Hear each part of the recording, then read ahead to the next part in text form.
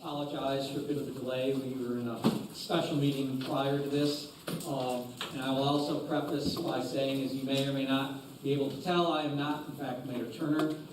Mayor Turner is still in the hospital. I had an opportunity to visit with him Friday afternoon. He's in good spirits. He's up to date on what's going on in the city, and he appreciates everyone's well wishes and support and prayers. He asks that you continue to keep him in your prayers, and he's improving and looking to get back with us as soon as possible. So that's the latest update on that. And again, thank you everyone for your thoughts and prayers for our Mayor Richard Turner. With that being said, I'll turn it over to our city manager to go through the consent agenda. Thank you, Mayor Pro Tem Bedford and council members. On your consent agenda, you have 10 items for consideration.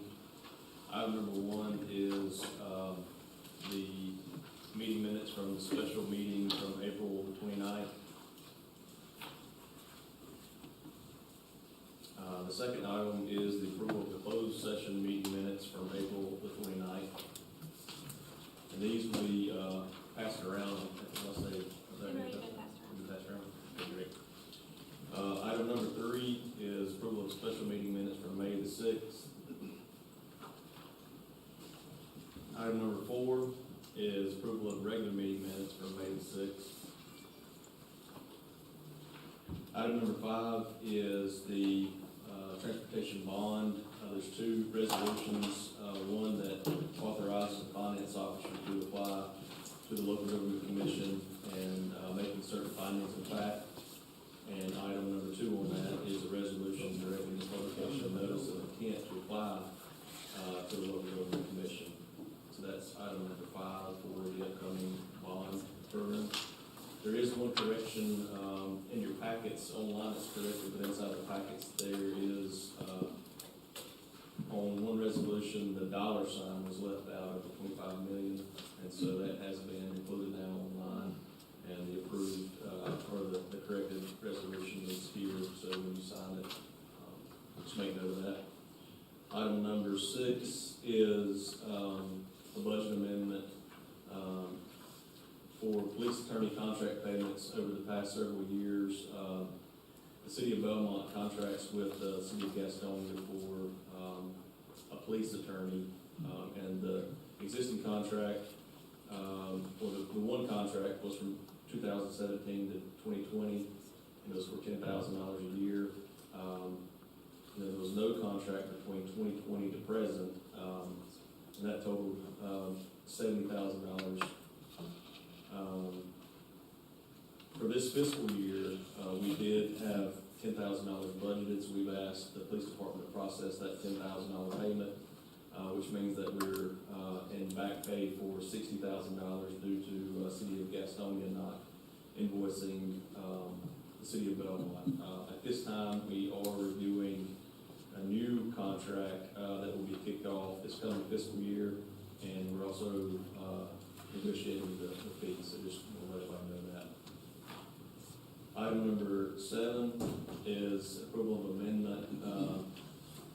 amended ordinance authorizing the sale, possession, and consumption of alcoholic beverages in Kevin Lofton Park for the Catawba Riverkeepers Foundation RiverFest event. This initial date was rained out, so the makeup date is July 20th, 2024 from 10 to 3 p.m. Item number 8 is requesting approval to close Main Street in conjunction with the City of Belmont's annual BooFest for Saturday, October the 26th. Item number 9 is an approval of ordinance authorizing the closing of Main Street and the sale, possession, and consumption of alcoholic beverages for the 2024 Bavarian Holiday Festival that the Main Street and DBDA associations are working on this coming year. And the last item is surplusing 2 fire department vehicles, one being engine 433, and the second one being surplus request for squad 439. Turn over to you, Mayor, for any questions. Thank you. Any questions on the consent agenda? All right, there being none, then I guess we can go right into the regular meeting. Is that correct? Yeah, all right. Well, then we will call the regular June 2024 meeting of the Belmont City Council to order. And at this time, I would call on Councilman Jason Rumfeld to give the invocation. Please rise. Heavenly Father, thank you for bringing us together for this important meeting to conduct business on behalf of the city and our citizens. We ask for your guidance as we consider the matters before us tonight, and thank you for the staff and others who spent time preparing the presentations that we will hear. And we certainly want to remember and ask for your healing power for Mayor Turner and his continued recovery, and pray for his return here with us as soon as he is able. We ask all of this in your heavenly name. Amen. Councilman Alex Zooks will lead us in the Pledge of Allegiance. Please join me in the pledge. I pledge allegiance to the flag of the United States of America and to the republic for which it stands, one nation under God, indivisible, with liberty and justice for all. Thank you. All right, at this time, I'll entertain a motion to set the agenda. Motion to set the agenda. Motion made by Alex, seconded by Jason. All those in favor? Aye. Any opposed? The agenda is set. At this time, I'll entertain a motion to approve the consent agenda. Motion to approve the consent agenda. Made by Alex, seconded by Charlie. All those in favor? Aye. Opposed? All right, the consent agenda is approved.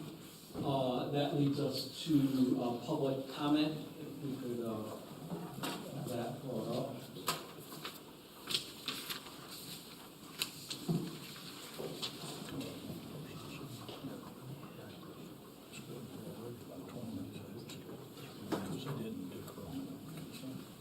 So, public comment, we have one person signed up for general public comment, Julie Seligman.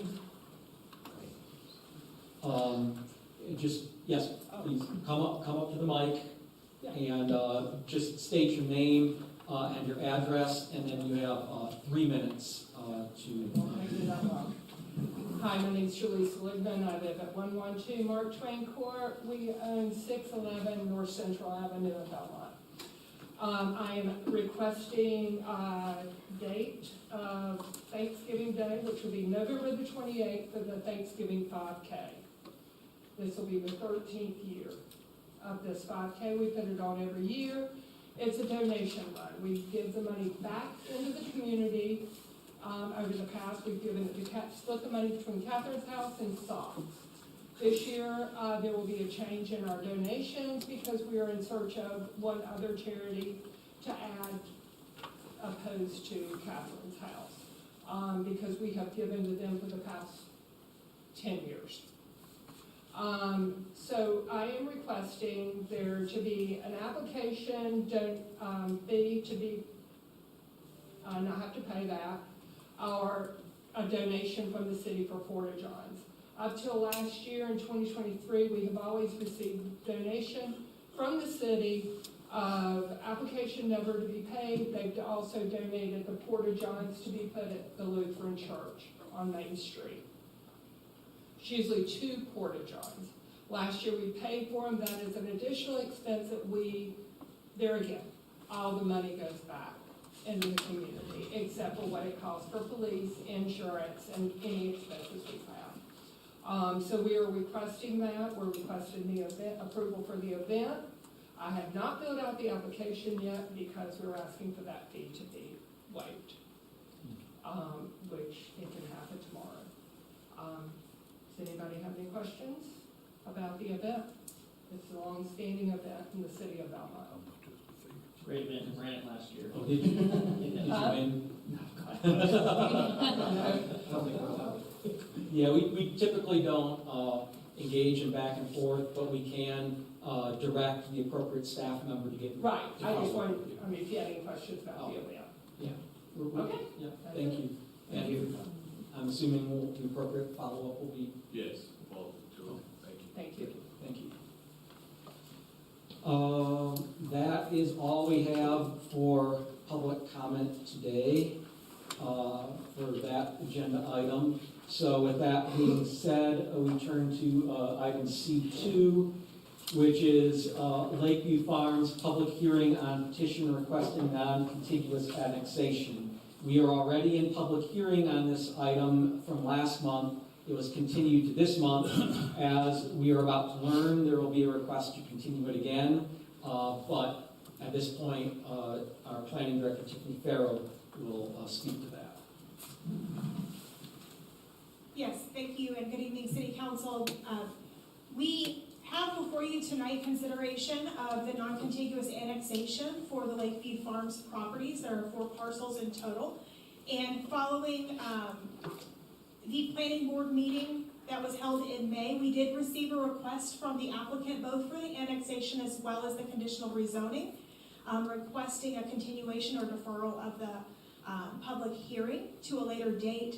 I believe that was December. And so at this time, I would ask for your approval to turn over the floor to the applicant to allow them to present their request for your consideration. That's fine. Thank you. Thank you.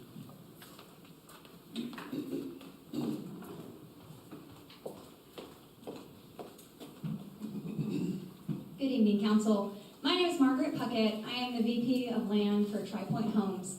I've had the opportunity to work with the City of Belmont in addition to individual council members over the last 4.5 years on our project Lakeview Farms.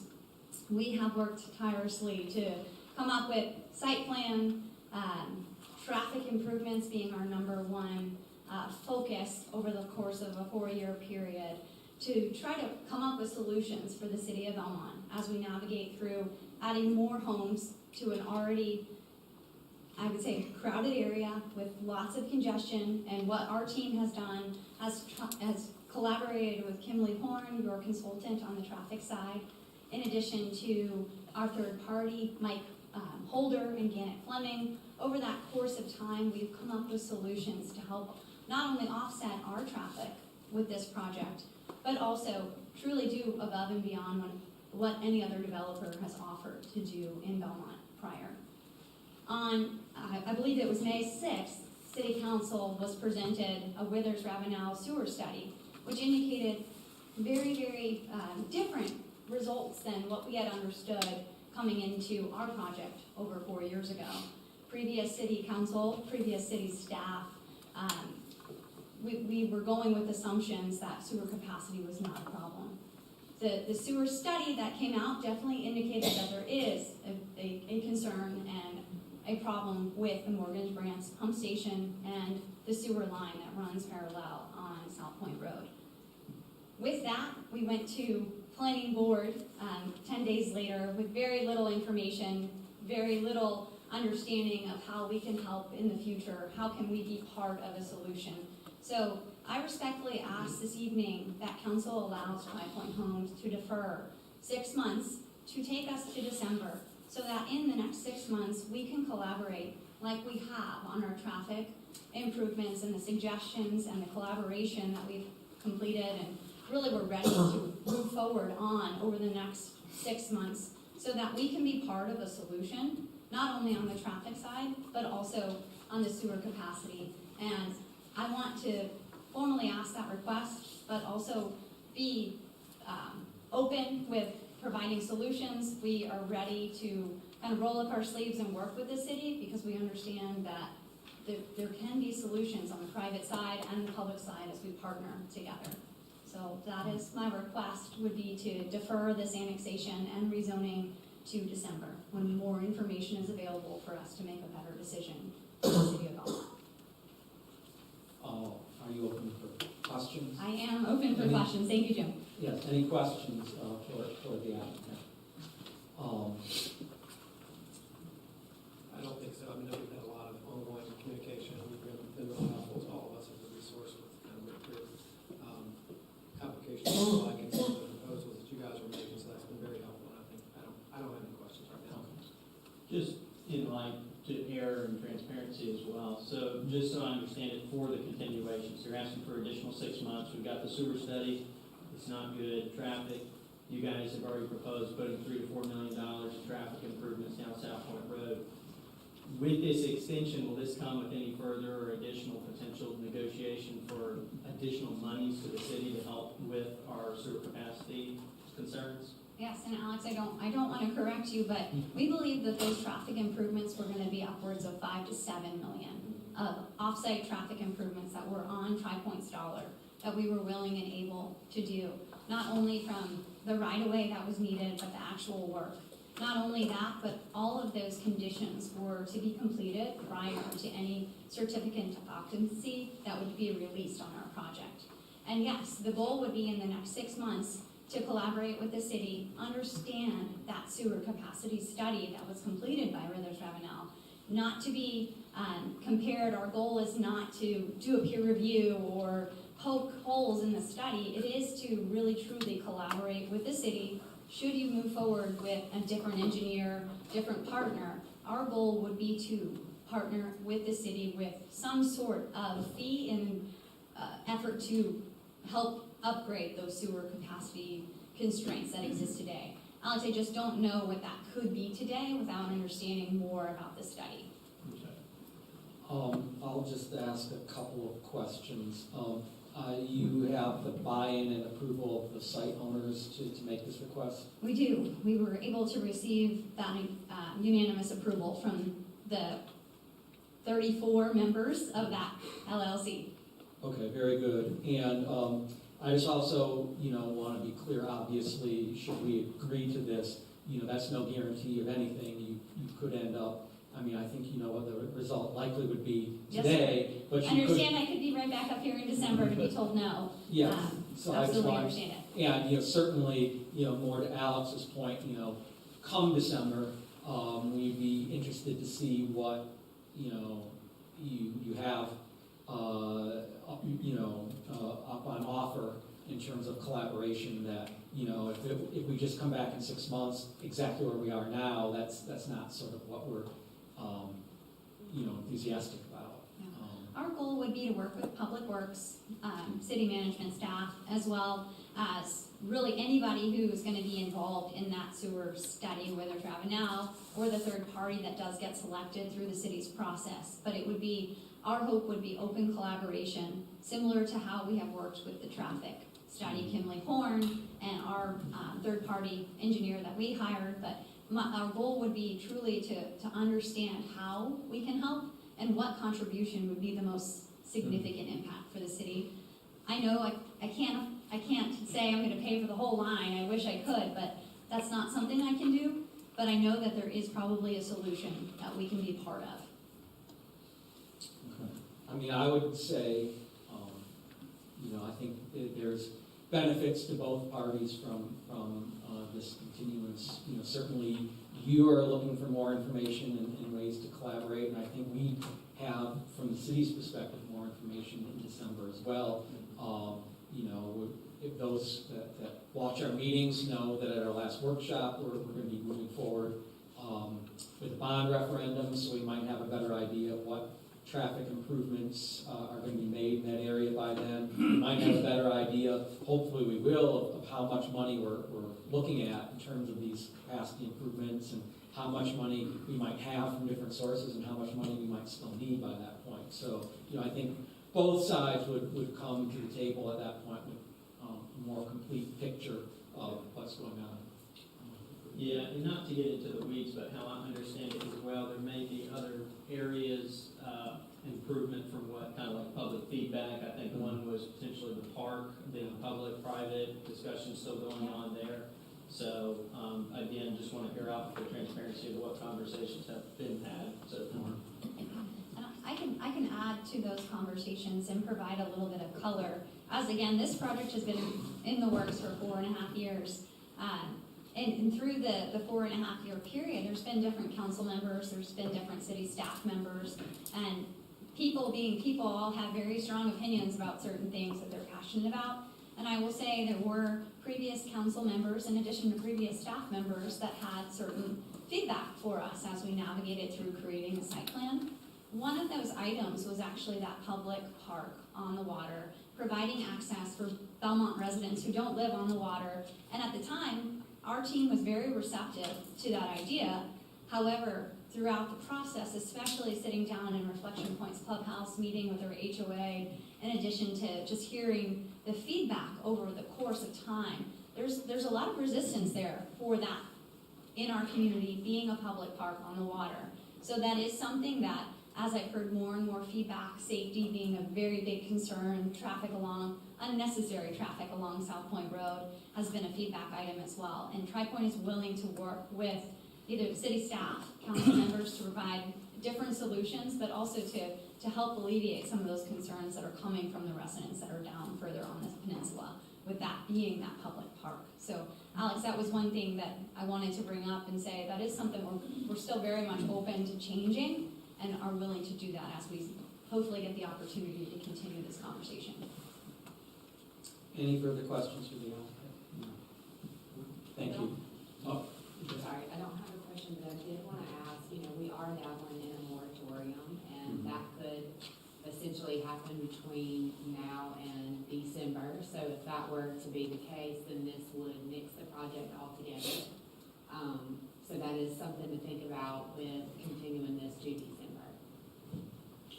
Would it be, now, just so I understand, because I think staff or attorneys still looking into it, staff, but it would be, the project could not proceed until the moratorium is lifted. Right. Correct. Which Yeah. the moratorium would be lifted once the sewer Capacity line and is sewer fixed. capacity is upgraded and completed. Is that kind of a fair statement there, Parks? Maybe. Okay. Good Yes, I appreciate that. On record, maybe. Which the 6 months provides us additional time to get the moratorium, which I fully support. Yeah. And once we get the legal review on that one. The last thing I will say, as I stand up here tonight, and for council and for every community member in the room, the way, I think the best way to look at what Tri-Point is willing to do, whether it be traffic, whether it be sewer, is we're a willing and able developer with private funding to be able to help offset costs that the city will have to incur either through, council members can speak to it, but either taxes, bonds. The reality is we're here and willing to work with the city to provide solutions, and we want to be part of it. So our goal is to do that in the best way that we can. Well, thank you, and I certainly echo Councilman. I was almost going to promote you to Congressman. Councilman Rumfeld's comments, but no matter which way this goes, we certainly appreciate your willingness to work with us, and it is, we're dealing with the constraints that we're dealing with, and I think even members of the planning board who voted against the recommendation complimented you on the same willingness to work with us and to try and collaborate and be a partner. It certainly is a refreshing change from certain other applicants we've been dealing with in the past year. So we'll see.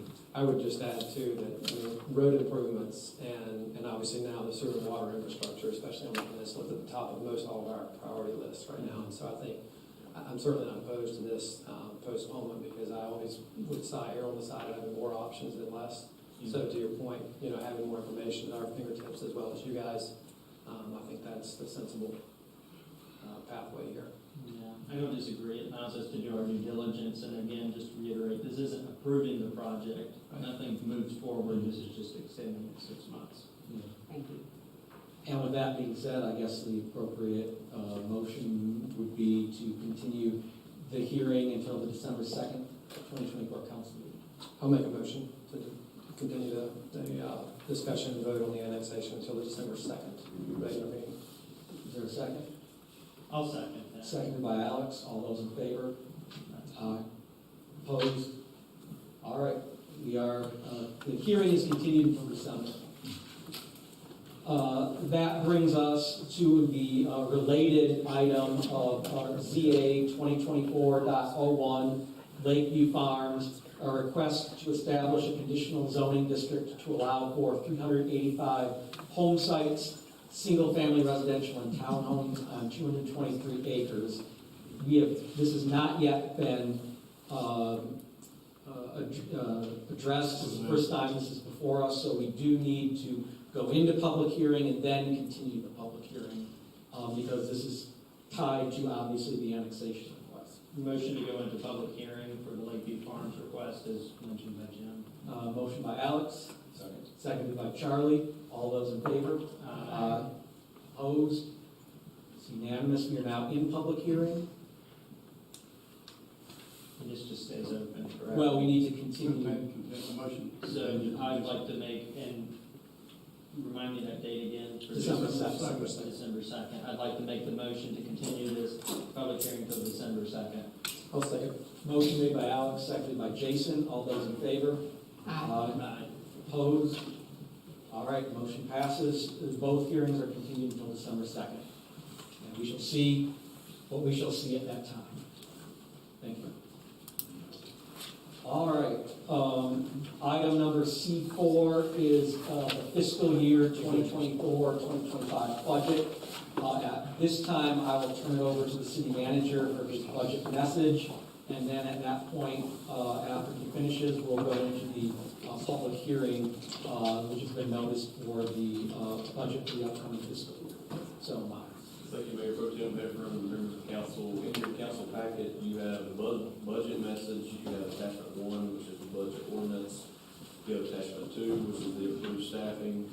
Attachment 3, which is the budget line items. Attachment 4, which is the CIP for the general fund and the water and sewer fund. And attachment 5 is the fee schedule. I do want to thank you all for your guidance over the past couple months as we've worked our way through this process. Also want to thank the department heads who, of course, prepared their individual budgets, and for Kevin Krause, Assistant City Manager, and Jared Piles, Finance Director, for compiling all the data and, working through that process with staff. Spent many hours on calculation spreadsheets, discussions internally. And so this budget does invest in the staff, provides a high level of operational service, and invest in the city's infrastructure. I'm going to go through a few budget highlights just so the public can see what is in the general fund, water sewer fund, and stormwater fund. So the total recommended budget is $33,991,083 across all 3 of those funds. The budget recommends maintaining the current property tax rate at 0.455 per $100 value to support the general fund. And the recommended budget does include water and sewer rate increases. The general fund is $22,832,999. The water and sewer fund is $10,387,884. The stormwater fund is $770,200. And that totals that $33,991,083. For the general fund highlights, like I mentioned, the budget proposes no property tax increase. We are recommending 7 new positions, which are 4 police officers, 2 firefighters, and 1 planning technician. There is a 2% cost of living adjustment, as well as up to a 3% merit for staff. Funding is included to implement the recommended salary study that was conducted this year. Our health insurance is experiencing a 2% increase. This budget accomplished the payment for that. The property and liability insurance premium is increasing approximately 17.5%. This budget accomplishes that. The budget includes $1.6 million. It's dedicated to our capital improvement plan for the general fund. For the water and sewer funds, as you recall, the water and sewer revenues that were projected were not adequate to fund operating and capital. Staff and our consultant presented a rate and structure adjustment, and the recommended fee structure was approximately 9.5% increase. We also are restructuring the water fixed charges by meter size. We're increasing the price difference between volumetric rate tiers, and we are eliminating the 2,000-gallon fixed charge usage allocation for non-residential customers. Those changes increased our annual revenue by approximately $1,060,000. And for fiscal year 24-25, the total recommended budget, like I mentioned before, is $10,387,884. The stormwater fund is mainly flat, which means very similar to what it was last year in the revenues and expenditures. We do have $319,283,000 funded in a few projects. One is to replace the Woodrow Avenue culvert and Westwood Drive and Limestone Drive drainage improvements. For the capital improvement highlights, the CIP highlights, our 5-year total for the general fund is $23,880,500, and we budgeted $1.6 million in this fiscal year for the general fund. The total for the water and sewer fund is $159,461,646. For this fiscal year, $10.3 million is budgeted, with that $10 million being funded by the state grant this past year. So, Mayor and Council, I appreciate your leadership and guidance to this process, and Mayor Pro Tem, I'll turn it back over to you so we can hear the public hearing. All right, thank you, Miles. So yes, we are, of course, required to have a public hearing on the budget before approval. The public hearing has been properly noticed. So at this time, I'll entertain a motion to go into public hearing. Motion to go into public hearing. Second. Motion made by Alex, seconded by Jason. All those in favor? Aye. Aye. Any opposed? We are now in public hearing. No one has signed up for public comment, unless there's anything that anyone feels needs to be discussed. Yeah, just want to add one thing. And can you reiterate the date or the year last time the city of Belmont increased the water fees? Because, again, that was part of the discussion of building the budget. Yes, after staff did some research, we determined that there was a rate increase, I believe, in 2019. That was the last time an increase was made to the water sewer rate. And over the past 6 years, that rate increase was 15 cents. And then for the property taxes, between the past two budget cycles, I believe it has accumulated to about a 6-cent decrease. Is that correct? That's correct. Yes, 2 years ago, I think it was a 2-cent decrease in the tax rate, and then last fiscal year, 4-cent tax decrease. And then this year we are holding it steady with in line. Budget. Okay. Again, I just wanted to reiterate those. And I'll just clarify the one thing. I think it was the study, a comprehensive study hadn't been done since 2016. And then but there were, like you said, 15 cents worth of rate increases in like 2018 and 2019. Correct. But we haven't increased in 2019. So no increase in 2019. Again, just to reiterate again, since then we've had hyperinflationary period, chemical costs, labor costs, everything has gone up. And again, we treat this and create it in our own municipality just right over there. So again, just want to enter that into the public sector. Yeah, that's correct. Thank you, Alex. Anything further? All right, and with that being said, I'd entertain a motion to come out of public hearing. Motion to come out of public hearing. Second. Motion made by Alex, seconded by Catherine. All those in favor? Aye. Opposed? All right, we're out of public hearing, which leads us to then the consider approval of an ordinance adopting the City of Belmont's fiscal year 2024-2025 budget. I'll make the motion to consider the ordinance to adopt the City of Belmont fiscal year 2024-2025 budget as presented. How about approving instead of just considering? Approved. Okay. All right, Alex has made a motion to approve the ordinance. I'll second. Jason has seconded. All those in favor? Aye. Any opposed? All right, we have adopted the budget ordinance. Congratulations to everyone who spent a lot of effort and time these last few months to get to this point. Yes. All right, well, now that we've dealt with development on the peninsula and the city's budget for the upcoming fiscal year, we come to the really important stuff, wayfinding signs. And I have opinions. Well, I'm sure you do. Wayfinding sign, update design presentation, and our city clerk, Jamie Campbell, will be handling this presentation.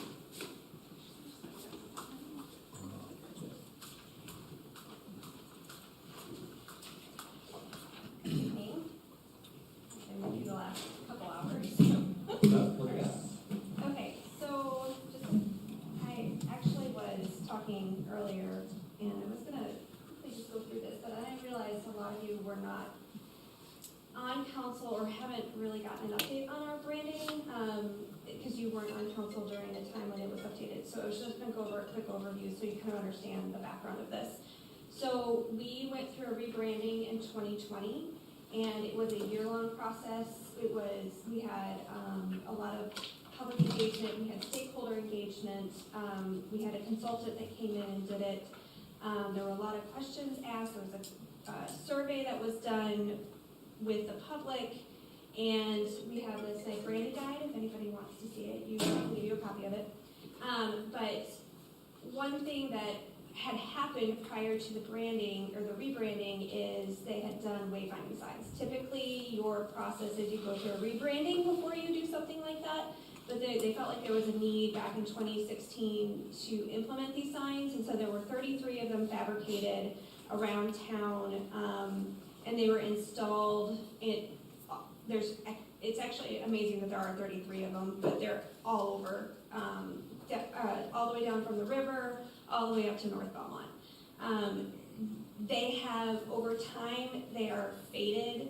There's a lot of them that have been hit by cars. There are some that are literally peeling off. There are others that, a lot of them at this point, because we've added civic buildings like this building, City Works, City Rec, and made some changes. Middle school moved, so the information on them is no longer accurate. So it was that 22 out of the 33 had to be replaced. Now all 33 need to be replaced based on just wear and tear and information. So we're to the point that we need to redo all of them, and this is a time to kind of evaluate the look of them a little bit. And so, and I want to give everybody a little bit of background too. In 2022, we had a discussion with council, and we went over, there seemed to be confusion as far as the old logo, which is the school. People referred to that as the city seal. That is actually not the city seal. The city seal is a very corporate looking stamp that I put on a lot of documents. That is a historical logo, or the original logo. And then we have the new logo, and in that conversation we had with council, we wanted to make sure we were on the same page as far as staff is concerned, as where that was going to be used and how we are going to use the new logo versus the old logo. The direction at that time was that we would consider the old spool as the historic Belmont logo that would be used in our historic district. So that would be used in the downtown areas in the historic Belmont district. So that is how we've been moving forward. So that's just a little bit of a background there. And again, that conversation happened in August of 2022.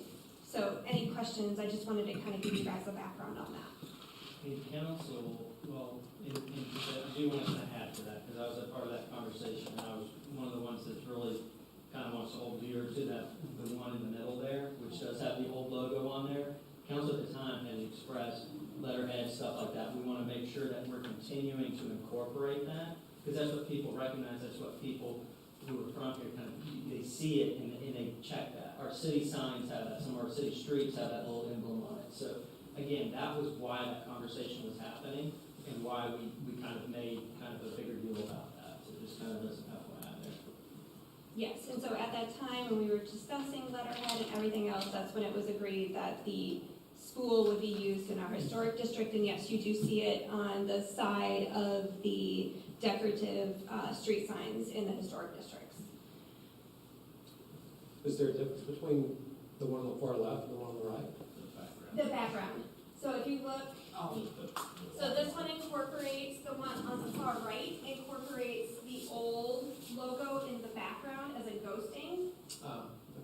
And so this is on the current ones. It's the ghosting, the old. So because it's the historical logo, we always want to make sure that we're representing it, especially in something like like this, because we do, one of the conversations that we had when we were doing the branding is we asked people, is it really important, what's really important to you for us to recognize in our logos or represented in our logos? We asked people if the train or threads were, in particular, the train was not something that they felt like needed to continue to be represented, but the threads were, and so that's why you see the representation of the different threads in the logo. So again, we received a lot of feedback from our residents and our stakeholders in the process of redoing the branding. So, but at the same time, it was also reiterated that we did not want to lose the importance of what has made Belmont Belmont. So what are we doing? We're just deciding which one we like? Well, I think Jamie has just given us some background at the moment. I'm assuming you're Correct. leading into the ask. Yes, Got it. so these are the 3 different designs.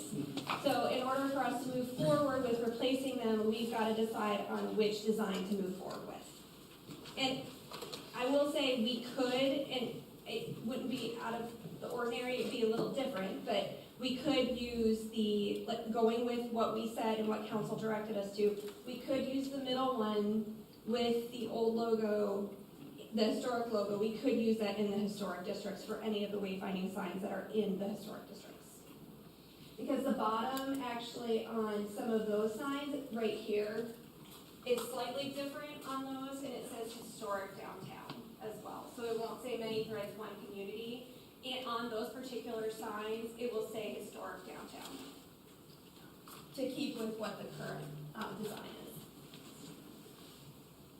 I like the middle one just to have it all the same, really. For the sake of continuity and for it doesn't look like we need to have our stuff together, I feel like we should have the same logo everywhere. And at the bottom, just putting the historic, labeling like. Wait, you mean on the signs or just in general? On the signs Okay. to start with. So can I give some background here too? You may.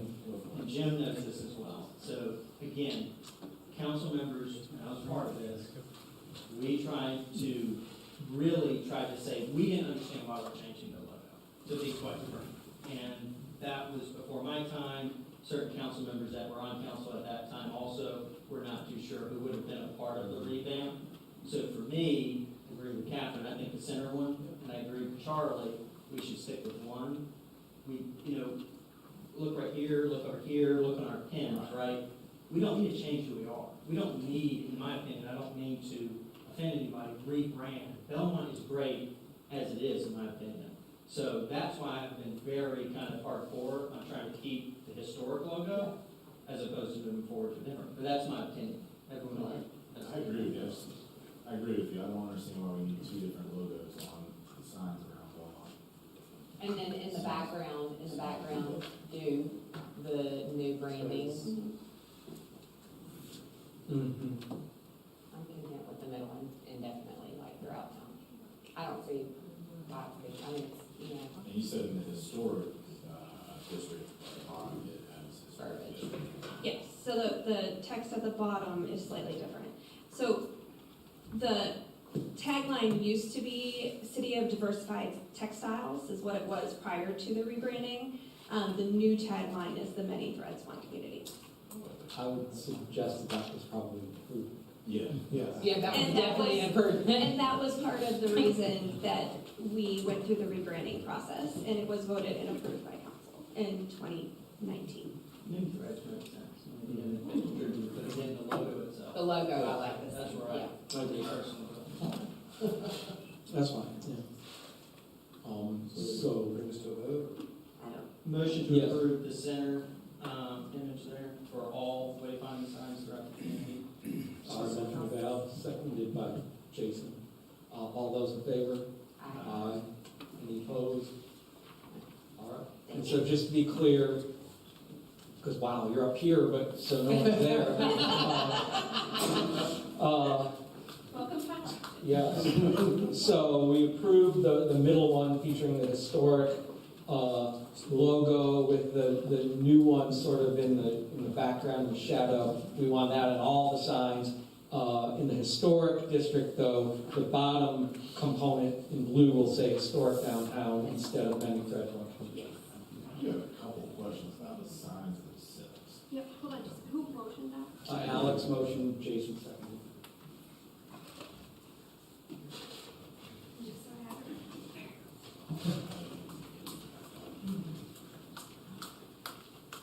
Yes.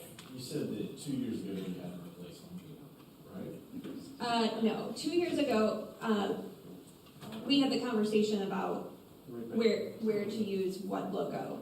But they haven't been, they were installed in 2016, 2017. And since then, they have been hit by, we have one in the warehouse right now that has been hit by a car, so it's gotta be refabricated, and so it's, they've gotten a lot of damage over the last 10 years. I think there's one that's been peppered near us down, off the lower Armstrong Road. Yeah. Okay, I thought you said. But, Yeah, well, the biggest thing is that, it all started because the middle school moved. And a lot of them direct people to the old middle school, so that's where the initial conversation started, and then with some budget constraints, it just has been pushed back. But there, just to be clear, so, because I meant to point this out, but there is money for this endeavor in the current year's budget. Yes, So- yes. And honestly, most of it's gonna go towards materials. We're not having to replace the actual, there's one, right there by Nichols that's peeling. Yes, so we're gonna, as much as we possibly can, we're literally, because they have stickers, or they have a vinyl on them, it's gonna be peeled off, and then we're going to save the actual, metal part of the signs and refurbish what we have, and then that's just gonna, all of that is going to be replaced. At one point in time, we had talked about just doing the middle section, but the other parts are so faded at this point that if you just replace the middle section, the black on it is gonna look a lot darker than the rest of it, and they're just not gonna look right. And if we're taking, because they actually physically have to be taken down in order to, and they're taller than I am if you're standing. So it's a lot of work to take them down and do this work. So yeah, it's quite a job. So, did you have any other questions? No, I think I was just getting at, making sure that we're not, because I thought you said we had to replace them every 2 years. No. So I was just making sure we weren't spending money on this every 2 years. No, and so the conversation I have had with the sign company is making sure that we're using materials, the most up-to-date materials that, if we can prevent fading so we don't have to do this as often, but unfortunately, we've had some that literally get hit. All the ones on 74 tend to get hit quite often, and so those ones, the one that we currently have in the warehouse, we're really hoping is going to be able to be salvaged, but that just depends on when they get in there and see how the new vinyl looks on it, to see whether it will be able to be saved. I do have a question. Yeah. Or on some of these, are there gonna be room, if we have a new thing that we wanna add to it, we can just add it to the existing, right? Or do we need to have a whole new one done? So they're in sections.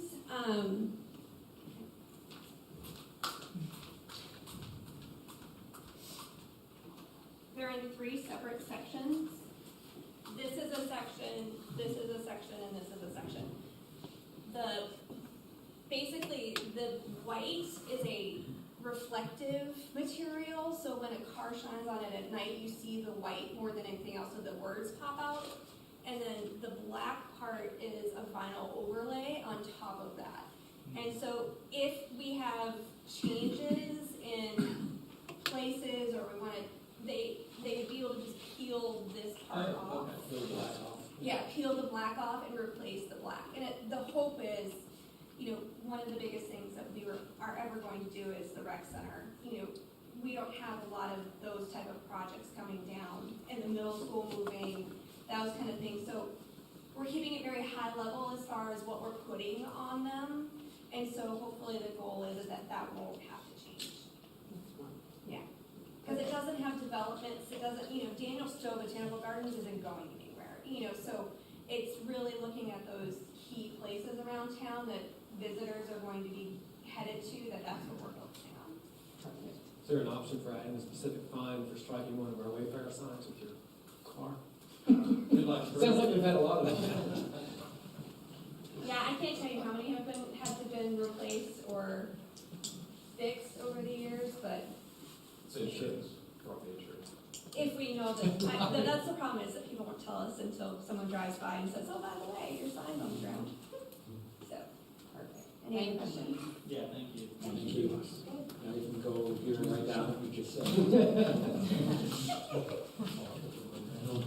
All right, very good. We've got that taken care of. So that leads us to C6, Smart Grant Authorization Request. And so here we have Assistant City Manager Kevin Kraus. Thank you, Mayor Pro Tem. And Jim and I serve on the trolley board. We are non-voting members, I do believe, on that board. I'm here tonight to introduce Nancy. Is it Leafwood? Oh, no, it's good old Litwack. Litwack. Yeah. Used to be a good old Stewart. I looked it up, I thought, well, it sounds like Leafwood. It sounded No, it's really unfortunate. way off at that. But I wanted to introduce her tonight. She's going to represent the trolley board and UNCC and talk a little bit about this grant that they're applying for. And it would be, of course, a partnership and cooperation with the City of Belmont. And Rob Presley is available here as well to answer any questions. And I am as well to speak on behalf of the city if you have any questions. I'll turn it over to you. Thank you. Yeah, so hi everyone, I'm Nancy Litwack. Good evening, I hope you're all doing well. I'm an attorney in Charlotte, and that's my kind of intro joke. Every time I get in, thanks, Jim. Every time I don't have these big things in court. But every time I get in front of a judge, because they do about the same thing you did, Kevin, so yeah. I live at 204 Muir Wood over in Glenmuir, the old Heel House Park, City, one of my neighbors. But I and my husband are on the trolley board, and we have since we moved to Belmont in 2020. And this is a little bit different than the trolley request that we've brought before the council in the past. This really, I'm going to narrow it down, big picture it for you. We are merely asking for permission or authority, or I guess it's a little convoluted, but in directing or asking the city to apply for a grant, and it is called the SMART grant.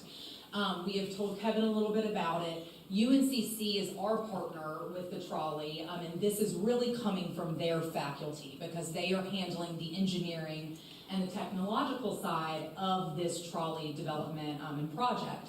So the request for today is merely for approval for the city to apply for a grant, which the funds would then come back to Belmont Trolley and UNCC to put into the project. So I kind of have done a who, what, where, when, why.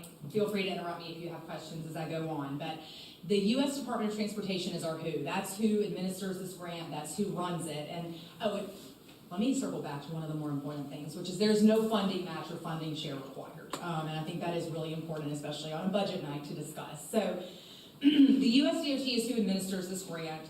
Political subdivisions of a state can apply. So in terms of the limit on who can apply, that's why Belmont Trolley cannot apply for it. That's why UNCC cannot apply for it. It has to be essentially a city or other entity like that. So Belmont would have to be the applicant, but UNCC will handle the application. And in fact, I think that was one of the documents that y'all were provided to look at tonight. You got two documents. One was a write-up that the UNCC faculty put together regarding the actual technology and the project, and the language that would go into the application. The other one is the application request for funds and applications itself. That's the who. The what is what is this? SMART stands for strengthening mobility and revolutionizing transportation. So let me throw a bunch of big words at you. It aims to provide funds to conduct demonstration projects on advanced smart city or community technologies and systems to improve transportation efficiency and safety. I took that right from the application. But essentially what that means is it's a demonstration project. It's trying to give money to states or political subdivisions of states to kind of run this new technology in the transportation sector. So some of its key pillars are safety and reliability, resiliency to climate change effects, equity and access, climate, partnerships, bringing together infrastructure and the public, yada, yada, yada. And that is more or less exactly what the trolley project is trying to do when it's going to create this trolley facility, have this new technology come and run these battery-operated trolley carts, revitalizing old railway through actually connections with the NCDOT and USDOT where applicable. And also trying to bring together community, right? So we really think this is one of those grants that has fallen into our laps and just seems like a, you know, to use a formal word, a dumb idea not to pursue. Going back to a little bit more of the what, there is $50 million available. And the anticipation of the USDOT is that they would award approximately 30 grants of up to $2 million per. They expect a $250,000 minimum award, but at the very least, whether it's $250,000 all the way up to $2 million, again, that's money that can go toward this project. There is no cost share. So again, really want to reiterate that. Also, the uses for the grant are extremely broad, and I'm going to, again, just read some of these. And as an attorney, I know we always joke, and I was laughing at Park's answer of maybe earlier, but these are very broad terms, and I would submit to your honors that we can kind of do what we need to do with a lot of these grant uses. So here are those broad terms I just mentioned: planning, feasibility analyses, revenue forecasting, environmental review, permitting, preliminary engineering and design work, systems development, acquisition and improvement to real property, construction, reconstruction, rehabilitation, replacement, environmental mitigation, construction contingencies, and acquisition of equipment. So that's what we can do if we were awarded this money. So that's a great question. UNCC and Belmont Trolley as partners would have to come to a more formal agreement in terms of how we're going to use those funds, because they can either be used, Charlie, for work on the battery carts that are going underneath the trolley, but I know that we want some of it to be used for rehabilitation of the railway lines. We want some of it to be used for improvement of the land upon which the trolley barn facility is going to sit. We want some of it to be used for really cleaning up and making where that rail trail is going to go right along there accessible too. And I think because they allow you to do improvements to construction or to the real property, that all of that would fall into the permissible uses of the grant. I also think some of the other things we had talked about were systems development within the trolley barn itself. So working on how the trolley is going to be hosted inside the trolley barn, how we're going to pull it out, preparing the rail lines, modifying them, acquiring them, cleaning them up. Acquisition of equipment could be trolley stop equipment, greenway, railway equipment, construction of the area and land around it. Again, I put benches, safety features, et cetera, et cetera. So that's the type of stuff we want to use it for. The reason we're here today is the application deadline is July 12th. We literally got the call for the grant about 2 weeks ago, 3 weeks ago. They just released it. And so this was the first city council meeting we could get on to get here, and it's a really quick turnaround, obviously. Of course, they don't tell you when they'll announce who gets the awards. I would imagine it's the next day. Just kidding. So we'll hopefully get those quickly. And then within 6 months, there's supposed to be a signed grant agreement between the U.S. Department of Transportation and the city if we were awarded that. And then the period of performance of the grant is 18 months after that, during which the grant funds have to be, quote, fully liquidated. So that's what we were looking at in terms of time. Why is the big question? Why not? It's free money. There's no cost share. It's really just one of those things where UNCC, after we spoke with Kevin, you correct me if I'm wrong, UNCC would come in, actually do the application portion, and I can go into the details of the application if you want. Do the application portion itself. Kevin would look over all of it, and we would have to have the city be the one to sign it, obviously. And so I'm happy to answer questions about that. I personally don't see a downside. It's just an application. That's all we're here for today, is to ask for this application. It will benefit the city in terms of getting some of that construction, improvement of the real property and the railways and all the area around the trolley barn facility, and then the first mile or so of the stops to get going. To come back to the application process, it's kind of 4 steps. We've got your standard grant forms, application for federal assistance, budget information for non-construction programs, certification regarding lobbying. Then you have your, what I'm calling the demographic portion of the application. So lead applicant name, address, county in which the project will be located, size of the city, etc. Then you've got the project narrative, which is essentially the document that you've been provided outside of this. This is the big document that's the application packet. But then you've got,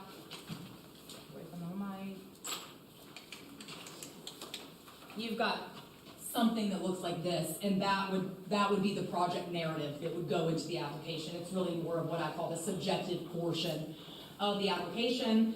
And then the appendix, which is going to be resumes of the key individuals, who I would imagine would be our 2 UNCC faculty contacts who have created this document, as well as either Kevin, Rob, someone like that from either the trolley or city, or we could do one from each of the 3, UNCC, city, Belmont trolley, and then a summary budget narrative has to go in there too, and we would create that. So I'm hoping it won't be too much off Kevin's back, but if this is something the city would consider, we would really appreciate it. I think it would help us get a long way down the line of getting or continuing this momentum we've got in terms of our funding.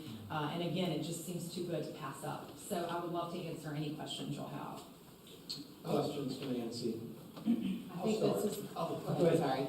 Well, I was just gonna say, I think this is awesome. Hopefully you guys will get some money, but I did just wanna make sure, as far as the application goes, I know that you said that UNCC is gonna fill this application out on behalf of the city, and then Kevin is gonna go. Is there any liability or any verbiage that we should have an attorney look at as them applying for us as a municipality? Do we need to worry about any of that, or should we maybe have somebody? I mean, they're not applying for us.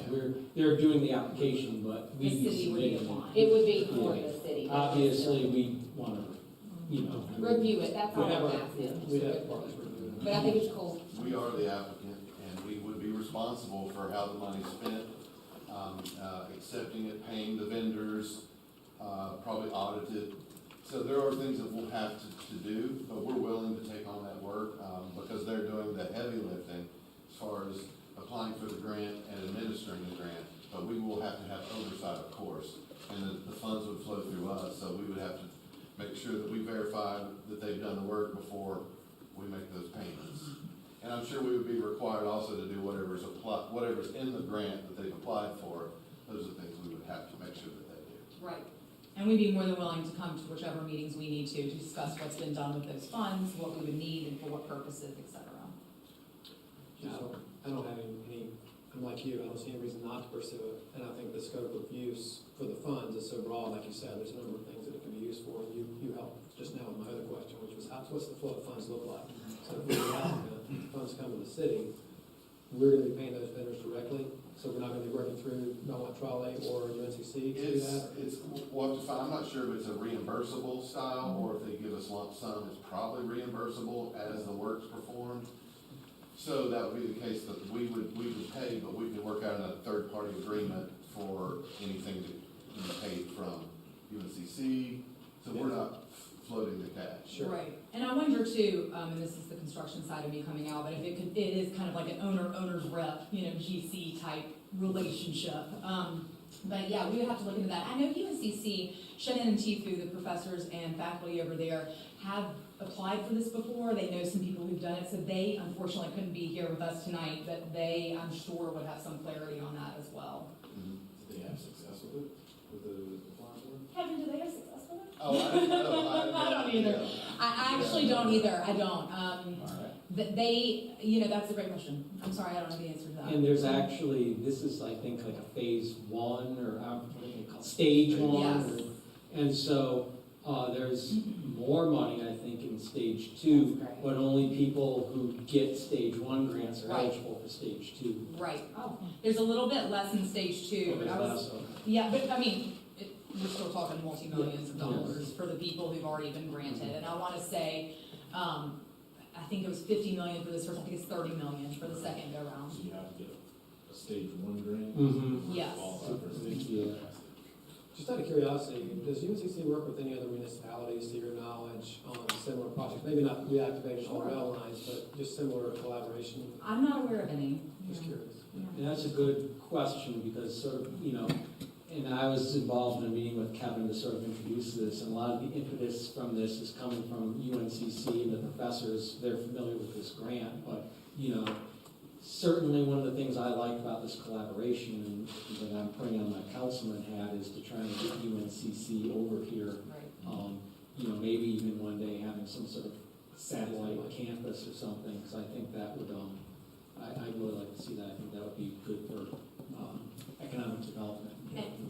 And this, I'm getting away from that point, which again, as a lawyer, I tend to hit myself for that. But UNCC, we did just agree on a memorandum of understanding, an MOU with them. We've been talking to their general counsel over there, and we've actually got it in final form. So one of the things is the continued partnership and the development of UNCC in Gaston County, and using this Belmont project and the rail trail, kind of what we're talking about as a good starting point.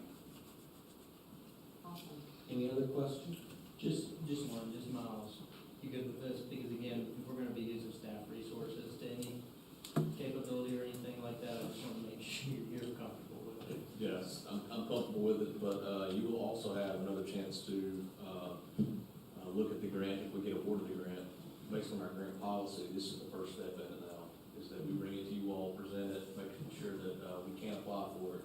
And then if we get granted it, we bring it back to you before we sign the actual final document. So you'll see it twice if we're awarded the project. Awesome. Yeah, this has been awesome. I mean, it's really cool to follow this. There's been a lot of social media on the collaboration, particularly trying to get UNC Charlotte over here, so. I don't know if did y'all see them on the rails working? I saw some photos. It was really cool. Yeah, they were out there working on it. It's neat to see them. It was hot. But. So we're working on the road. That was DOT? No, that was UNCC. I was gonna say, Part DOT of out there, that would be an announcement. Right. You were like, what? That would be news. No, right on the railway, right behind Primal. It was cool. Oh, yeah. Yeah. Mm-hmm. Any other questions? How long has this project been going on? Just So I have been involved for 2 years, I think, on the board, as well as my husband. And then I want to say the project has been going on for some 10 years or so. Rob, is he nodding behind me? Yeah. He's here for all the history. I'm the new person. So I do know that it was put aside at one point when there were other priorities of city council, so we gladly stepped aside to let those come up. And then in the past 2 years, we've really hit the ground running, and some of that, I mean, I'm sure y'all heard it, but got a good bit of money from the state, got a good bit of donor money, and we're finalizing our design drawings, if they're not finalized right now. Yep, they're out for pricing right now, so we're excited to get moving. I will echo that. I know that they did sort of stand down for a while because, as I understand it, there's, in connection with the rail line, there's going to be a rail trail, and there was some focus on that. And remember, we have that CMAC grant from that, so that was the focus for a while. So they stepped back up about the time, probably 2019, 2020. They were starting to be more active again. Yeah, they've got a really active board. They kind of shuffled around some new people and stuff. So Yeah, it's really making some strides, positive strides. Yeah, we've got good energy right now, so trying to take advantage of it. Heck yeah. Mm-hmm. do you have a timeline? Timeline's I gonna be. know it's iffy. Sure. Well, a lot of it will depend on you guys. Once we get into the design and we're going to get out for pricing, we'll have to get all that finalized and then get our contractors in-kind donations and stuff lined up. But I think we're looking, construction projects, especially because the trolley barn is probably going to be built with beautiful timber wood beams that look really awesome. And so a lot of that is just making sure we can get those materials and supplies. So I would assume, I think, what do you think, 2 years, Rob, once you break ground to get it all done? If you don't mind, I'll give you some more details. I'll say Thank Rob. you. The stuff maybe Nancy's not quite as involved in. Let's speak into the microphone so everyone in TV land can hear us. So timeline, we have site design, which is coming to a conclusion. We're having to use complicated project. Rail engineers, civil engineers, and then the architects are all collaborating together. The civil work is getting close to being designed. The rail engineers have just about completed their work. Civil will take over.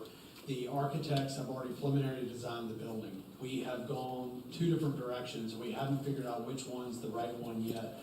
One is building the structure out of steel, and the other one's building it out of wood timber. We were leaning wood timber from an aesthetics and also a cost perspective at one point, but some preliminary numbers came back and it was a lot higher than steel. So now we're going simultaneous both paths to see which one would be best. Cost have gone up, everything's more expensive. And then, I mean, this is a project I've been developing for 30 years. This is unlike anything I've ever done before. I mean, the amount of detail that has to be involved. And then NCDOT's involved. The rail line is also a historical asset for the state, so SHPO's involved. I mean, it goes on and on and on. Then you throw in the fact that the city plans to do, in the same right-of-way, a thread trail, that's involved. So it's you get a little bit farther this way, and then all of a sudden, hold on, come back a little bit, because we gotta go this way. And the ultimate answer to your question is this. Our hope is to start construction first of the year, 2025.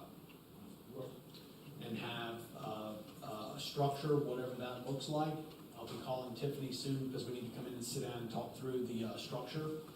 But the structure, there's two forms we could do. We could take it all the way to finished air-conditioned space inside, or we could take it to more of a pavilion as stage one, and then come back and backfill, because it's a freestanding structure, come back and backfill conditioned space at a later date. Part of it's gonna depend on budget.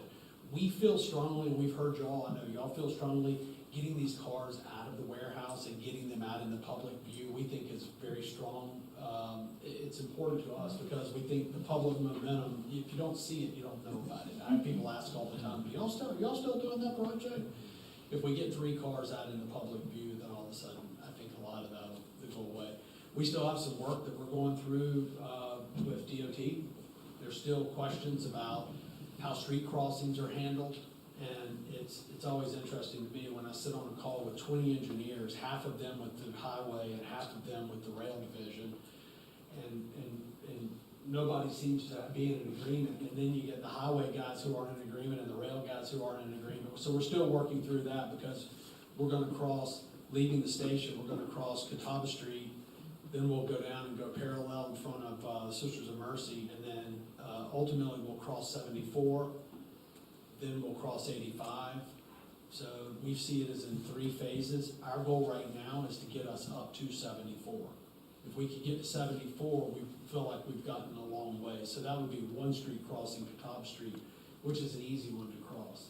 But what we're working through right now is when we go through these crossings, is it like a pedestrian where you poke the button and the light turns red, and so part of this depends on the city's design of the thread trail, because you'll have to have pedestrian crossings at every one of these streets as well, otherwise people can't cross the street. So we're still working through some nuances. For us right now, getting the structure built, getting the cars out on the property, and getting the cars moving on the track so we can continue the testing of the battery car is priority.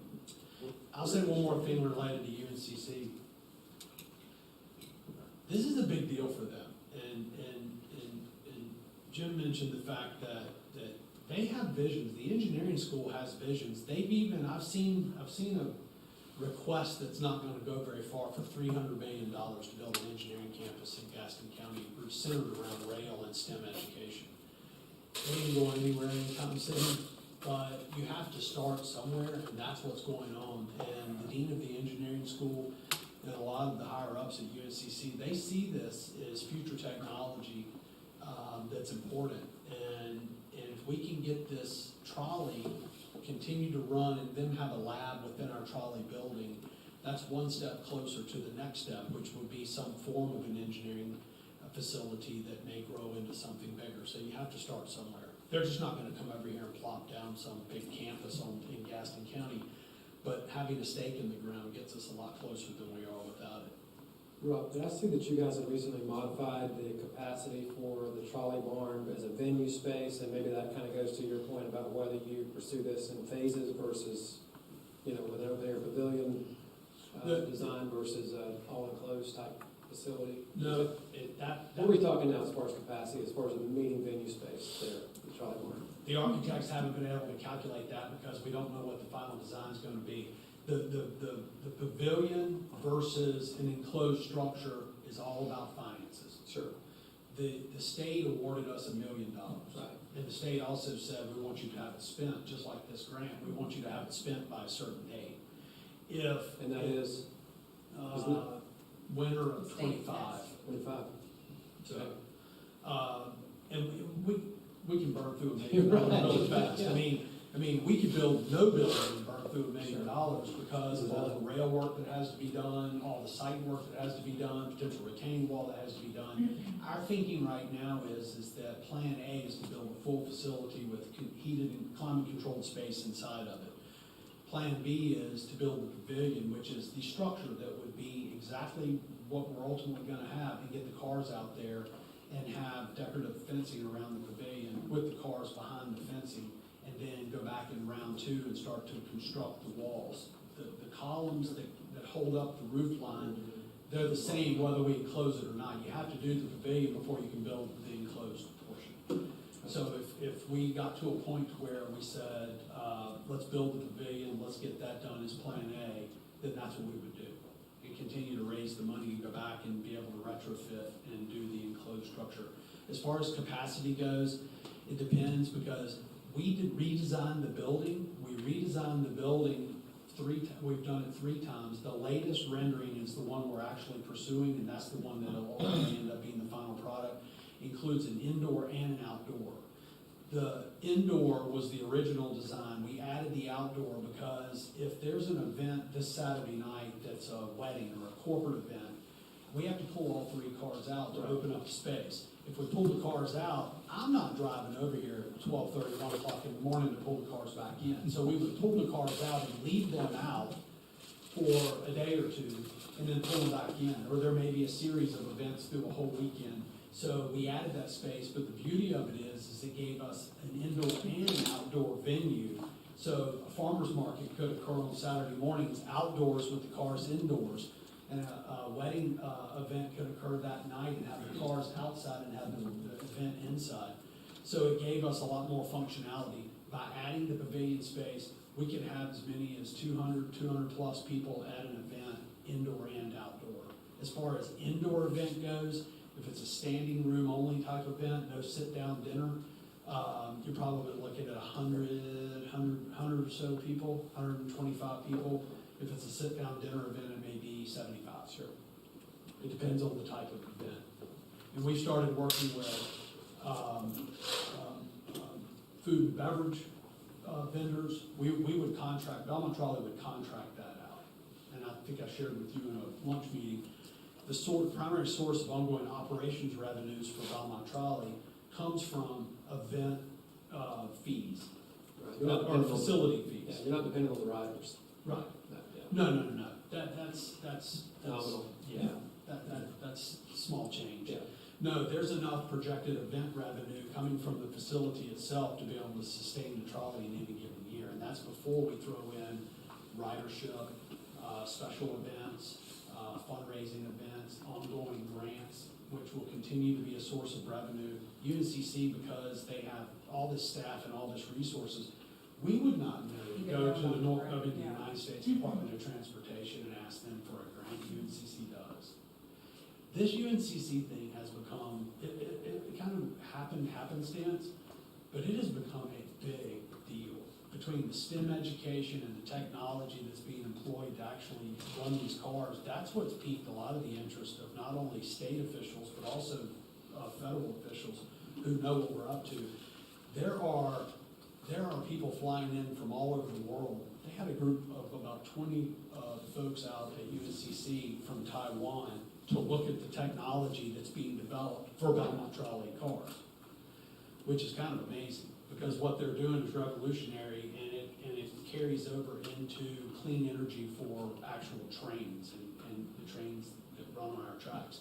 They want to get away from fossil fuels, coals, and other things to power those cars. Jim, Yes. one question. Yes. And I didn't think about this until earlier while Rob was speaking, but would it be prudent, maybe future work workshop with the new council and trolley board or representatives of the trolley board, if everyone's open to it, because we do have a lot of new faces on here that aren't familiar with all the previous works and discussions that previous councils have had. Yeah, that's fine. I know we also, I think, they're supposed to come give us an update every year. But, I mean, It's tentatively scheduled for July. I mean, but I feel like we're asking. July. They typically give it in July. Yeah, but I don't know if we need to do that because we're, based on what we're doing here. Yeah. Like, I feel like we're getting an update right now. I would be honest with you, coming to a workshop in a more relaxed environment, and even something that, I don't know if you can do an unofficial, anybody that was interested in your group or staff that wanted to come and we kind of sit and have more of a roundtable discussion. Jim's privy to, he hears all this at monthly meetings, and Kevin does too. And but for you guys, there's a lot going on, and somebody mentioned earlier, our And I'm board, still looking at Rob, I'm at every board meeting. our board has grown, Yeah. and we have new board members that are on the board. We have one that is an executive for the Aberdeen and Western Carolina Railroad, which is a private short rail operator. We've got some talented people on this board. It's a robust group of people who are highly energetic. We've got somebody from Duke Energy. We've got, and again, full representation from UNCC. Yeah. So we welcome you, whatever venue you We're want. happy to do whatever, yeah. I think that's something that would be appropriate for a future workshop. Yeah, that Well, yeah. But I'm just saying that and we've sort of gone a little bit afield, but knowing that they typically come in July to give us an update, and they're here tonight, I thought, if there are additional questions, we can just, hear from them, hear the answers tonight, as opposed to, coming back in a month and basically having the same conversation. That's all I was. And I don't want to take up y'all's time. Y'all have wayfinding signs to. But and speaking of wayfinding signs, we're going to need one for the trolley barn at some point too. So you have a preference on the design?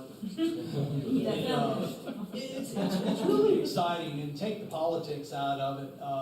It's really exciting, and this is a big deal for Belmont, and it will be for decades and decades to come.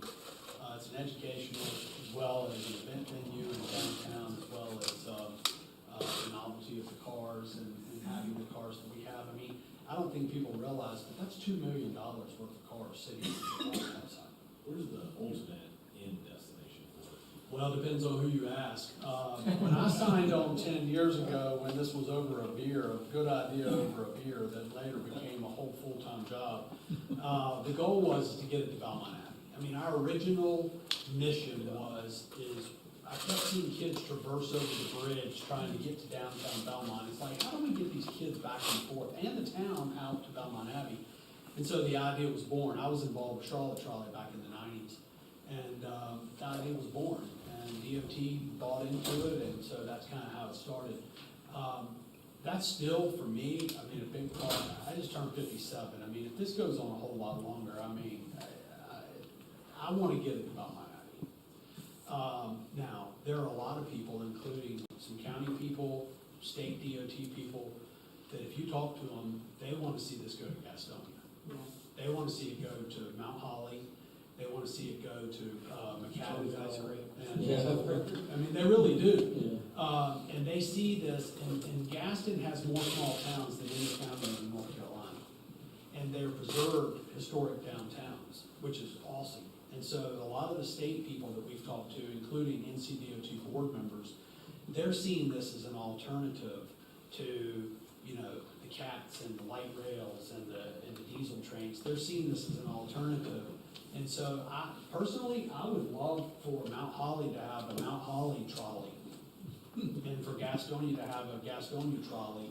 And so that Belmont and Mount Holly or Gastonia, there's a place somewhere where one stops and the other picks up, so that the onus is not on Belmont.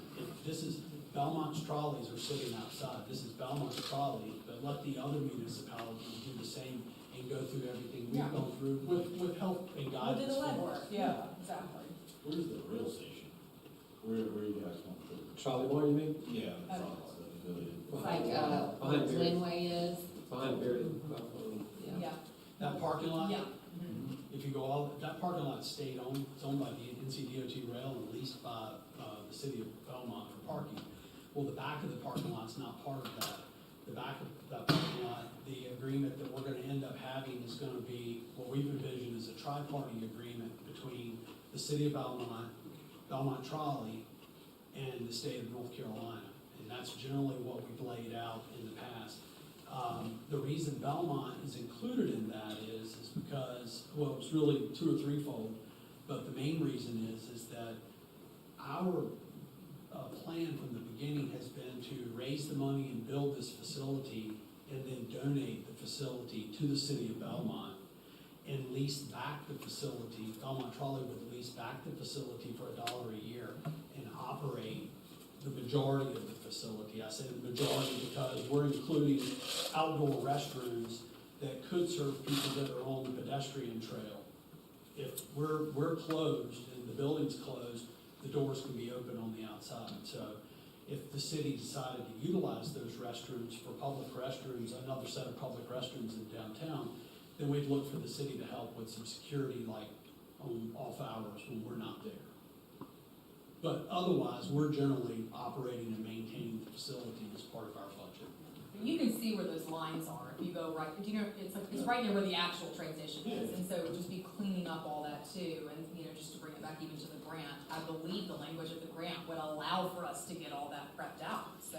And what Nancy didn't share was, if, it depends on how much, if we were lucky enough to get awarded money from the feds for this grant, how we spend the money would really depend on how much did we get. I mean, there's a big difference between $250,000 and $2 million.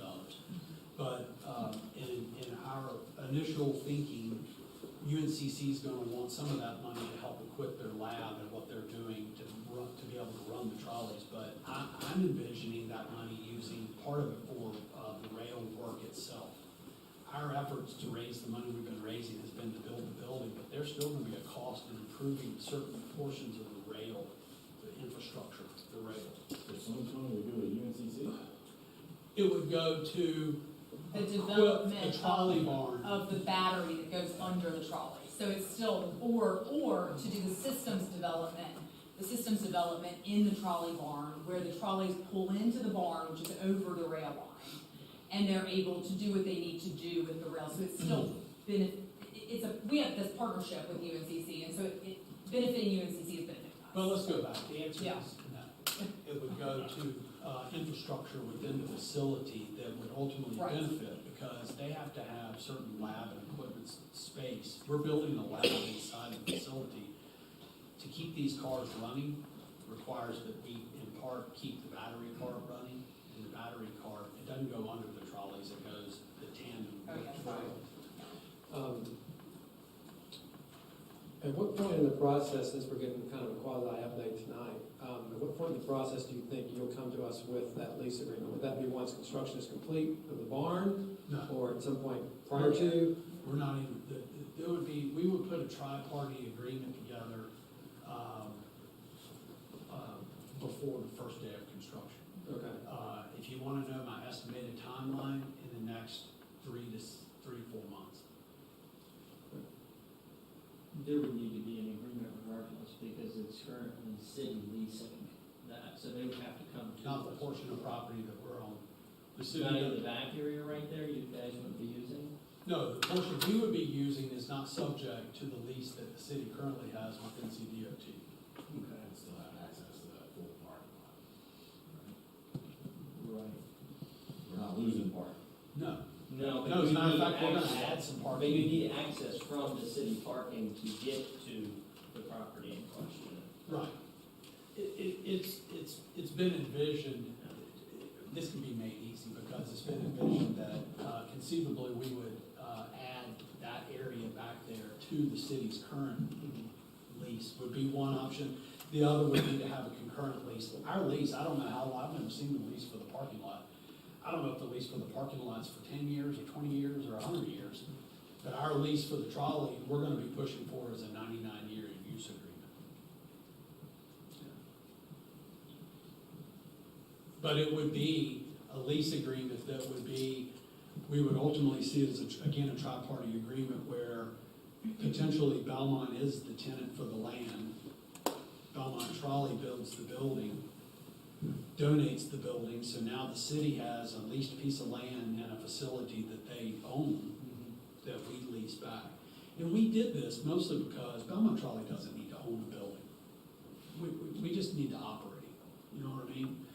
That was an idea that was dreamt up. Now, we could also go in a whole different direction, and this is where we need to probably begin some discussion in the next 60 to 90 days, is how does this look? And we're gonna be calling you to sit down and have a preliminary meeting to begin discussing how we outline this. And there's no, we don't have any rigid set in stone idea. We've got ideas is what we've got. It can take on many different forms, and y'all may say, well, because of our charter, we can't do this, or Parks may step in and go, no, you aren't doing that, or we can't do that. So we'll do end around and workarounds or whatever it may be. This is our gift to the city.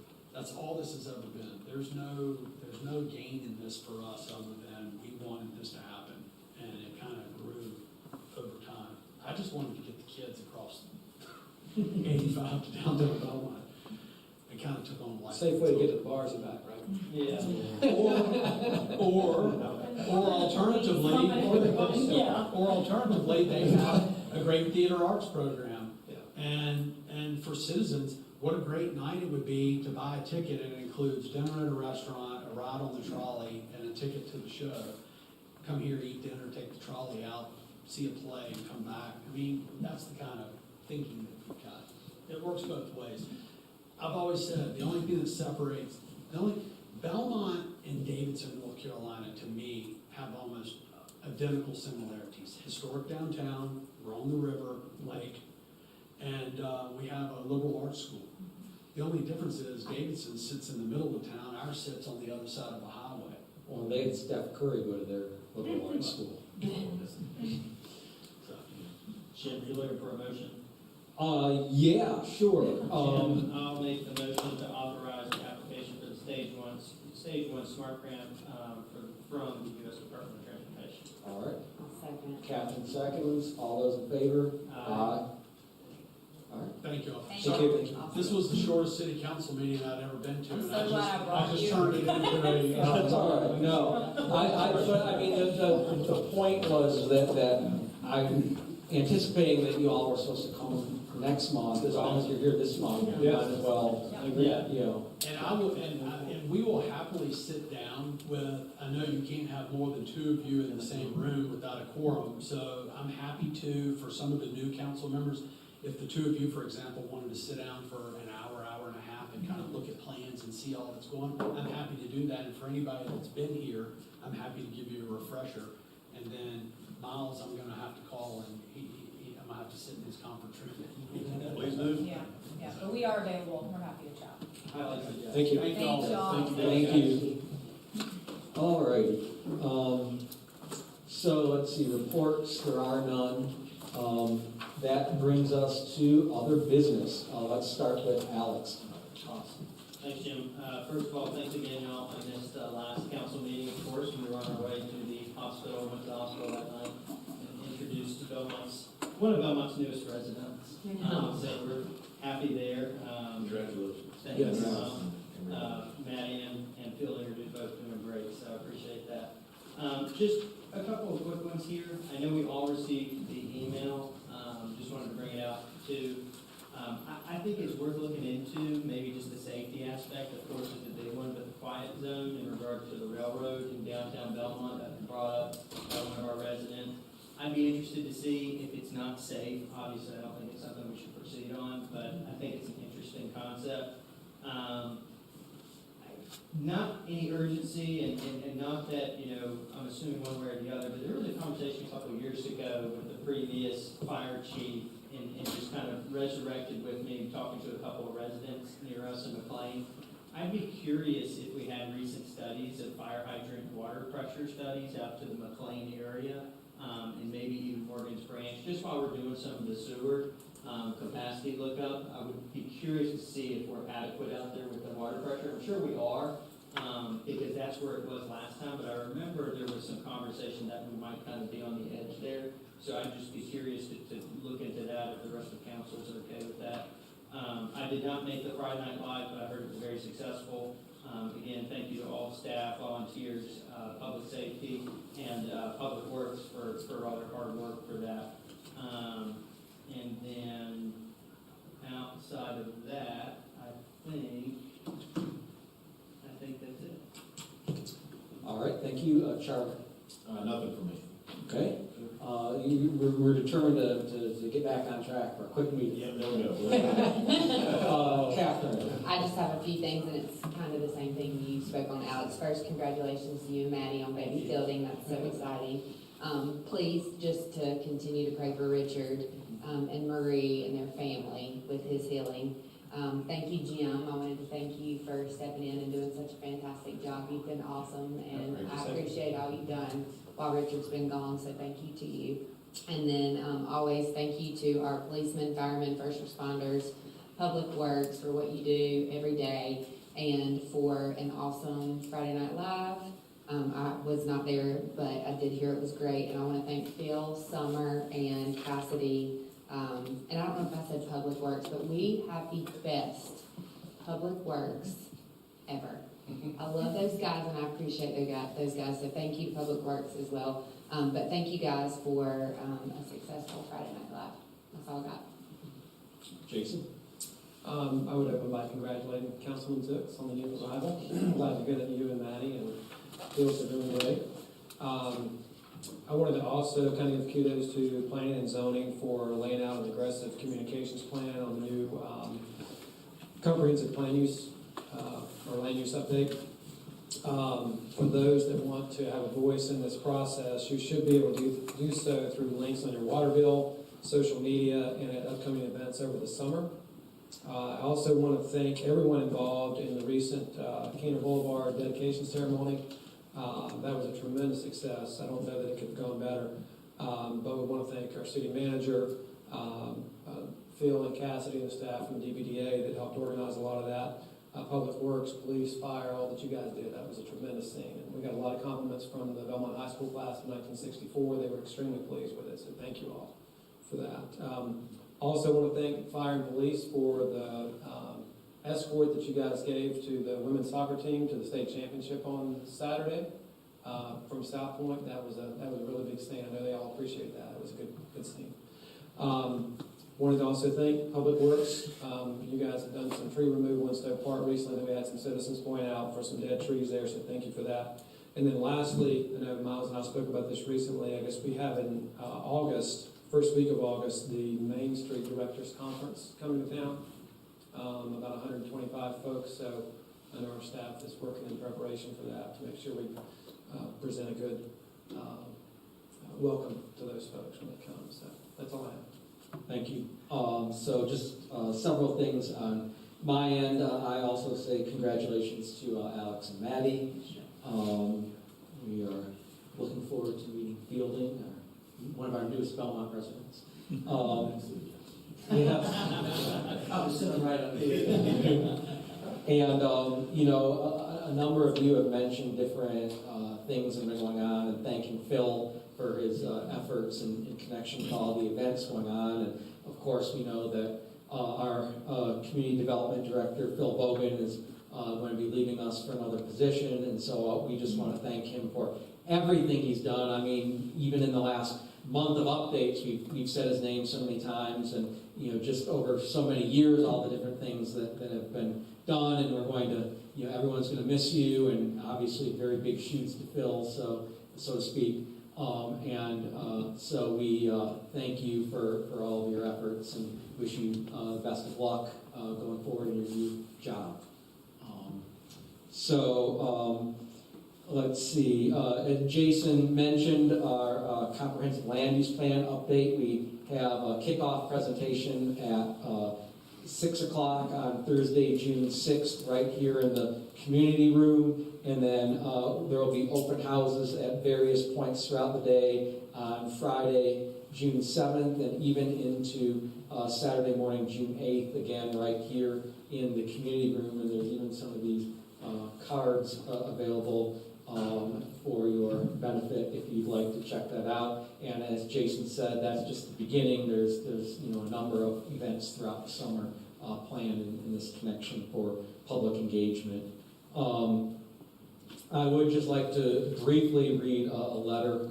We've had several of us have mentioned Public Works and what a good job our city staff does, but we received a letter in regards to the storms that we had last month that I just want to bring special attention, because a lot of times it feels like the complaint department around here, but when we get positive comments and praise, we want to be sure to highlight that as well. So a resident wrote a letter to us that said, on May 8th, a severe storm caused a tree to fall across the entrance to the Abbey Place neighborhood, posing a significant safety hazard to the residents. Electrical, cable, and sport wires were intertwined with the debris. Obviously, we were without power. The only way in and out was the 6-year-old asphalt semicircular driveway of an adjacent home. A steady stream of vehicles utilized the emergency detour for the next 48 hours. Duke Power crews came and left, completing their jobs to restore power the next day, May 9th, leaving the tree and cable. It was the next morning we were told we needed to contact Belmont for the road clearing. I am writing to express my sincere appreciation for the exceptional service provided by Jacob Pachter and his crew from the city of Belmont. Once the city was made aware of limited access and no fire or emergency access, his team wasted no time springing into action. Their prompt arrival and effective coordination ensured that the tree was removed quickly and a safe passage restored. Their actions reflect positively on the city of Belmont. I believe it is important to acknowledge and commend exceptional service when delivered, and Jacob Pachter and his crew undoubtedly deserve recognition for their outstanding efforts.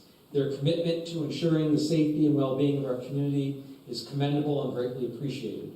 Please convey my gratitude to Jacob and his team on behalf of the residents of Abbey Place, and their contributions do not go unnoticed. Sincerely, Alan Smith. And so, a lot of times when we have our meetings and things happen shortly thereafter, and it's a big deal at the time, but by the time the next meeting rolls around, it seems like it was a lifetime ago. And, there was a lot of damage around the city in connection with that storm, and the Public Works crew and everyone on city staff did a tremendous job in monitoring the issues that came out of that storm, responding to it, and getting the city cleaned up and all those issues resolved. So that's just one representative letter, but I'm sure there are a lot of other instances of that in connection with the storm.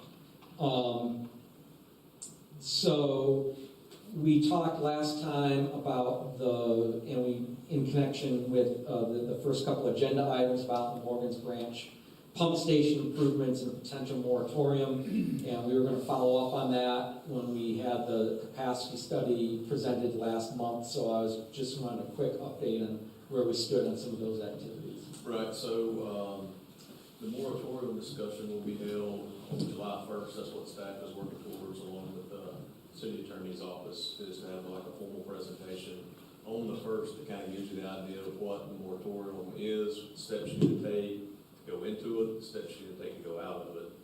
And so that's going to be prepared for the first meeting.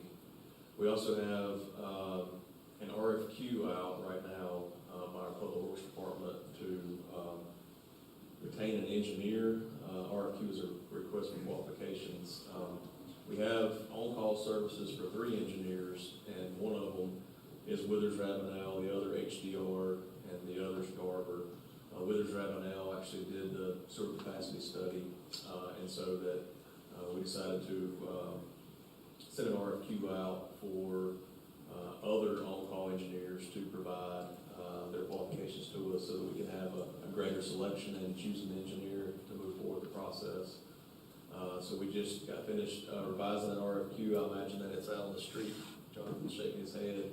So it's out now. Probably stay out, I think, for a month, and then for a couple weeks, 2 weeks. 2 weeks. So it's going to be out for 2 weeks, and then as typical, what we do is we receive the qualification packages, and then internally we usually have like a selection team that kind of goes through them. And at that point, we'll get to select an engineer, and then that engineering firm actually provides the proposal. And so we'll have the proposal for the full design at that time. Once we get that proposal in, then that's when we will come back to you all to say, here's how much engineering will cost to do this next phase of the study for the design work. And that's when we'll rearrange our $10 million worth of our CIP projects. So that's kind of where we are on the engineering side of it and the moratorium side. Question, when you say on-call engineers, what does that mean versus typical engineering firm that would do like civil work? Is that just they're available for special projects, I guess? That's correct. They typically have like a master services agreement instead of like going to an engineer, going to the RFQ process each time we have to hire somebody. We've already done like All the due diligence? all the due diligence to have these firms that we can go directly to and say, hey, we've got whatever the repair may be, infrastructure related. You've already vetted them? We've already vetted them, yep. So it's like an on-call service, which makes it a whole lot quicker for staff if they've already vetted those folks.